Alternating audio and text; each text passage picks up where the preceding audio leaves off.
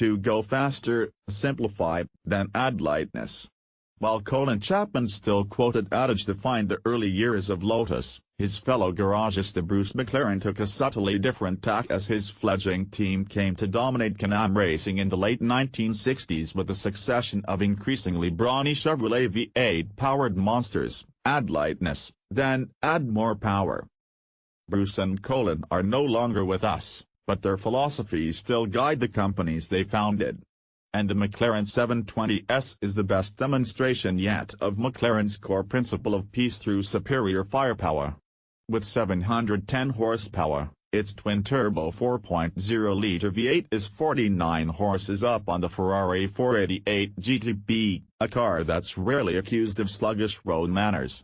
At the same time, the McLaren's power-to-weight ratio advantage has been sharpened further with an even more carbon-intensive architecture. The new Monarch H2 Top now incorporates carbon fiber consisting of the windshield surround and continues through the center roof section.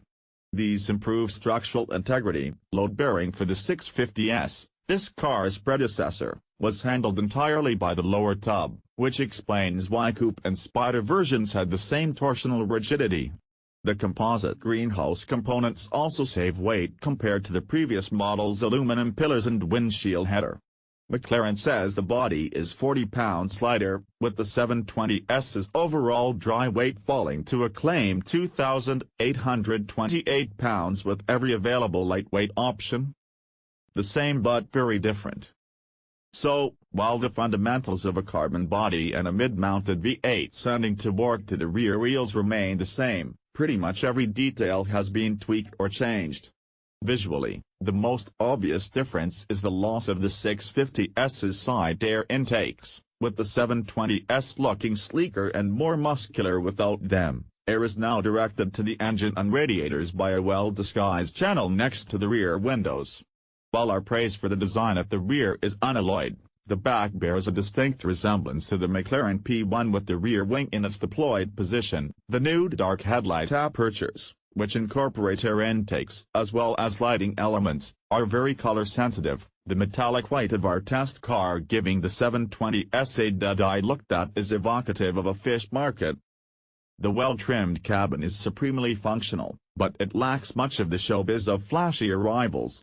Getting in and out is easier with the 720S's lower sills and wider opening doors, which now gain a top hinge thanks to the composite A-pillars.